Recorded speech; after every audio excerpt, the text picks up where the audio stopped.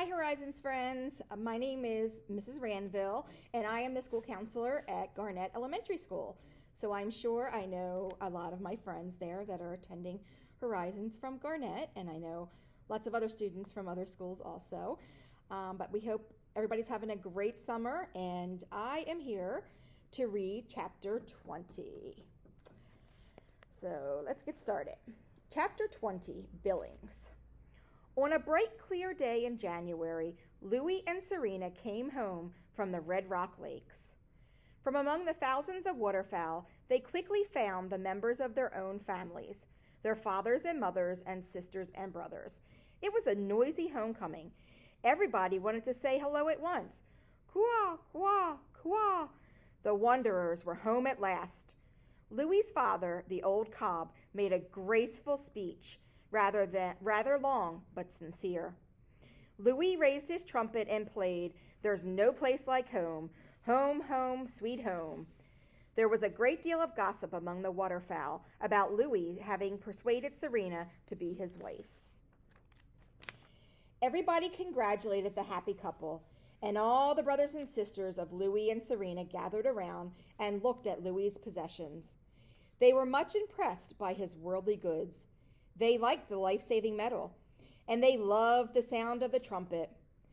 And they were eager to see the money in the money bag, but Louie did not open the bag. Instead, he took his father and mother to one side. They all three stepped out on the shore, where Louie slipped the money bag off his neck and with a bow handed it to the old cob. $4,420.78. Then Louie took his slate and wrote a note to the owner of the music store in Billings, so his father would have something to show him when he got there. The note said, "To the storekeeper of Billings, enclosed, please find $4,420.78. It will pay you for the trumpet and the damage to the store. Sorry about the inconvenience this has caused you." The old cob was not able to count the money, and he was not able to read, but he took the money bag and the slate and hung them around his neck. He felt sure he could now pay his debt for the stolen trumpet. "I shall go," he said to his wife. "I shall redeem my honor. I shall return to Billings, the scene of my crime, a great city teeming with life." "We've heard that before," remarked his wife. "Just take the money and the note and beat it for Billings as fast as you can go. And when you get there, for heaven's sake, be careful. The owner of that music store has a gun. He will remember the last time he saw a swan coming at him, he got robbed. So watch yourself. You're on a dangerous mission." "Danger," said the old cob. "Danger. I welcome danger and adventure. Danger is my middle name. I would risk my life to redeem my honor and recapture my sense of decency. I shall pay my debt and blot out the foul mark that sullies my good name. I shall rid myself forever of the shame that comes from the thievery and wrongdoing. I shall." "If you don't stop talking," said his wife, "you won't get to Billings before the store closes." "You're right, as usual," replied the cob. He adjusted the money bag and the slate for flight. Then he took off into the air and headed toward the northeast, flying fast and high.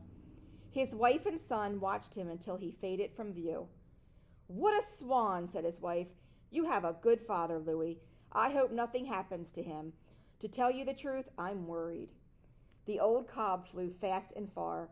When he spied the churches and factories and shops and homes of Billings, he circled once, then began his downward glide, straight for the music store. "My hour has come," he said to himself. "My moment of truth is at hand. I shall soon be out of debt, out from under the cloud of shame and dishonor that has cast a shadow over my life for these many months."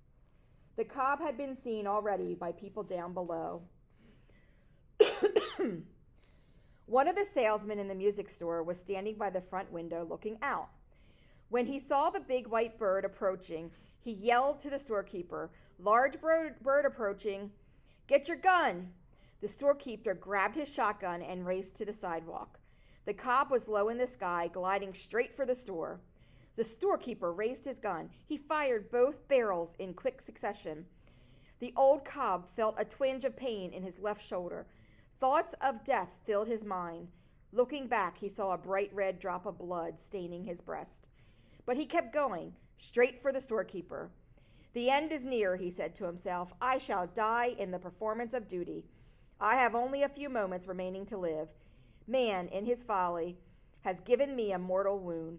The red blood flows in a steady trickle from my veins. My strength fails. But even in death's final hour, I shall deliver the money for the trumpet. Goodbye, life. Goodbye, beautiful world. Goodbye, little lakes in the north. Farewell, springtimes I have known with their passionate adore. Farewell, loyal wife and loving sons and daughters. I, who am about to die, salute you. I must die gracefully, as only a swan can. With that, he sank to the sidewalk, held out the money bag and the slate to the astonished storekeeper. He fainted away at the sight of his own blood. He lay limp on the sidewalk, to all appearances a dying swan. A crowd quickly gathered. What's this? Exclaimed the storekeeper, bending over the bird. What's going on here? He quickly read the note on the slate. Then he tore open the money bag and began pulling out $100 bills and $50 bills. A policeman hurried to the scene and started to hold the crowd back. Stand back, he shouted. This swan is wounded. Give him air. He's dead, said a little boy. The bird is dead. He is not dead, said the salesman. He's scared. Call an ambulance, screamed a lady in the crowd. A small pool of blood formed under the neck of the old cob. He seemed lifeless. Just then a game warden appeared. Who shot this bird? He demanded. I did, said the storekeeper. Then you're under arrest, said the warden. What for? Said the storekeeper. For shooting a trumpeter swan. These birds are protected by law. You can't pull a gun on a wild swan. Well, replied the storekeeper, you can't arrest me either. I happen to know this bird. He's a thief. He's the one you should arrest. He's been here before, and he stole a trumpet from my store. Call an ambulance, cried the lady. What's that you've got in your hand? Asked the policeman. The storekeeper quickly stuffed the money back into the money bag and held the bag and the slate behind his back. Come on, show it to me, said the cop.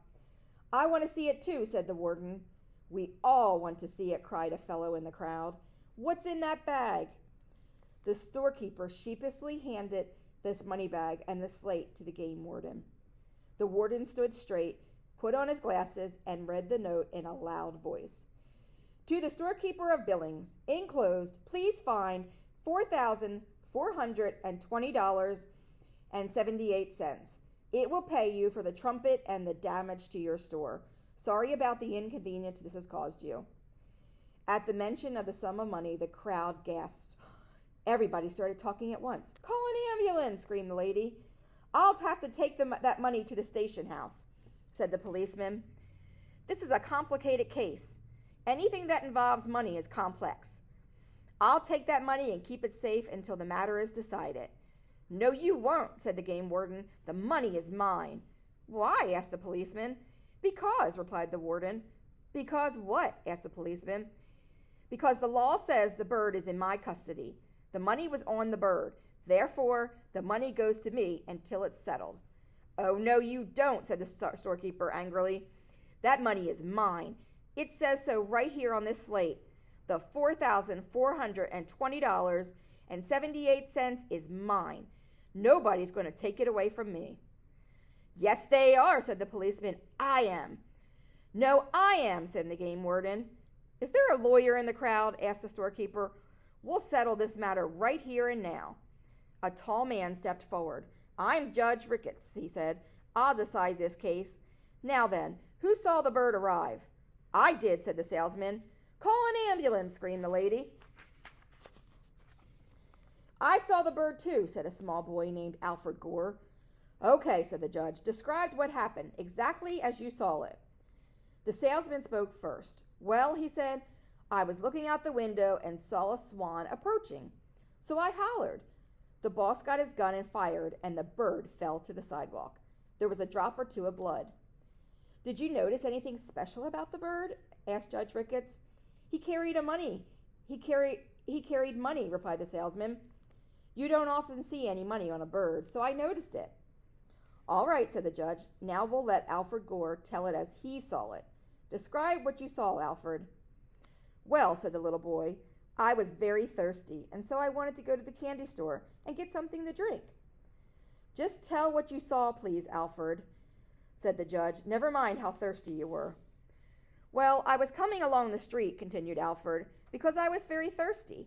So I was coming along the street on my way to the candy store to get something to drink, and there, up in the sky, all of a sudden, there was a big white bird right over me in the sky, and he was sliding down out of the sky like this. Alfred held out his arms and imitated a bird. And so when I saw the big bird, I stopped thinking about how thirsty I was, and pretty soon this enormous bird, he was enormous, was on the sidewalk, and he was dead, and there was blood all over everything, and that's what I saw. Did you notice anything special about the bird? Asked Judge Ricketts. Blood, said Alfred. Anything else? No, just blood. Did you hear a gun? No, just blood, said Alfred. Thank you, said the judge. That will be all. Just then a siren started wailing. Woo, woo, woo. An ambulance came screaming down the street. It stopped in front of the crowd. 2 men jumped out. They carried a stretcher and set it down next to where the Swan lay. The old cob lifted his head and looked around. I have been at death's door, he thought, and now I think I'm returning to life. I am reviving. I shall live. I shall return on strong wings to the great sky. I shall glide gracefully on the ponds of the world and hear the frogs and take pleasure in the sounds of night and the coming of day. As he was thinking pleasant thoughts, he felt himself being lifted. The ambulance attendants put his slate around his neck, picked him up, laid him gently on the stretcher, and carried him into the ambulance, which had a red light whirling around on top of it. One of the men placed an oxygen mask over the old cob's head and gave him some oxygen. And away they drove, making a great deal of noise to the hospital. There he was put to bed and given a shot of penicillin. A young doctor came in and examined the wound where the shotgun pellet had hit him. The doctor said the wound was superficial. The old cob didn't know what superficial meant, but it sounded serious. Nurses gathered around. One of them took the Swan's blood pressure and wrote something on a chart. The old cob was beginning to feel very well again. It felt good to be in bed, being cared for by nurses, one of whom was quite pretty. The doctor washed the wound and put a Band-Aid on it. Meantime, back on the sidewalk in front of the music store, the judge was announcing his decision.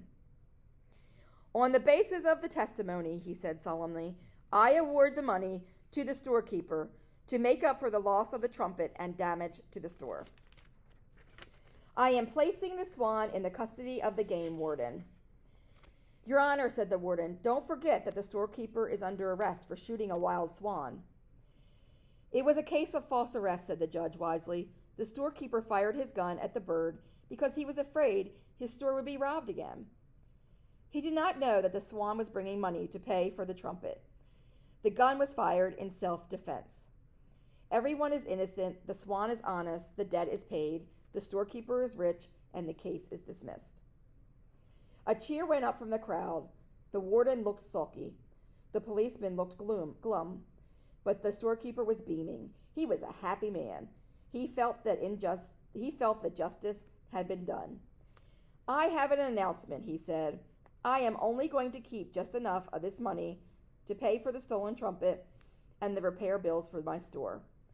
All the rest of the money will be given to a good cause if I can think of just the right one. Can you think of a worthy cause that needs money? The Salvation Army, suggested a woman. No, said the storekeeper. The Boy Scouts, suggested the boy. No, said the shopkeeper. The American Civil Liberties Union, suggested a man. Nope, said the storekeeper. Nobody has thought of just the right place for me to send this money. How about the Audubon Society? Asked the little fellow whose nose looked like the beak of a bird. Great, you've got it, cried the storekeeper. A bird has been very good to me, and now I want to do something for birds. The Audubon Society is kind to birds. I want this money to be used to help birds. Some birds are in real trouble. They face extinction." "What's extinction?" asked Alfred Gore. "Does it mean they stink?"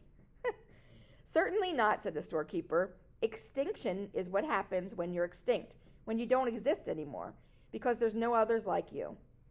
Like the passenger pigeon and the Eastern Heath hen and the dodo and the dinosaur." "The trumpeter swan was almost extinct," said the game warden. "People kept shooting them, like this crazy storekeeper, but now they're making a comeback." The storekeeper glared at the warden. "I'll say they're making a comeback," he said. "The swan that was just here came back to Billings with $4,420.78 and gave it all to me. I call that making a very good comeback." "I can't imagine where he got all that money. It's a mighty funny thing." The storekeeper went back to his music store. The policeman went back to the station house. The judge went back to the courthouse, and the game warden walked off down the street toward the hospital. And Alfred Gore, who was still thirsty, continued his journey to the candy store. All the rest of the people wandered away. At the hospital, the old cob lay peacefully in bed, thinking beautiful thoughts. He felt thankful to be alive and relieved to be out of debt.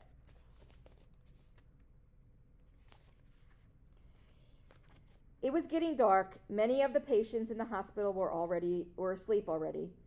A nurse came into the cob's room to open his window. When she came back a few minutes later to take the cob's temperature and give him a back rub, the bed was empty. The room was deserted. The cob had jumped out of the window, spread his broad wings, and headed for home through the cold night sky. He flew all night, crossed the mountains, and arrived home soon after daylight, where his wife was waiting for him. "How did it go?" she asked. "Very well," he said. "An extraordinary adventure. I was shot at, just as you predicted." The storekeeper pointed a gun at me and fired. I felt an agonizing pain in my left shoulder, which I've always considered the more beautiful of my two shoulders. Blood gushed from my wound in torrents, and I sank gracefully to the sidewalk, where I handed over the money and thus regained my honor and my decency. I was at death's door. A great multitude of people gathered.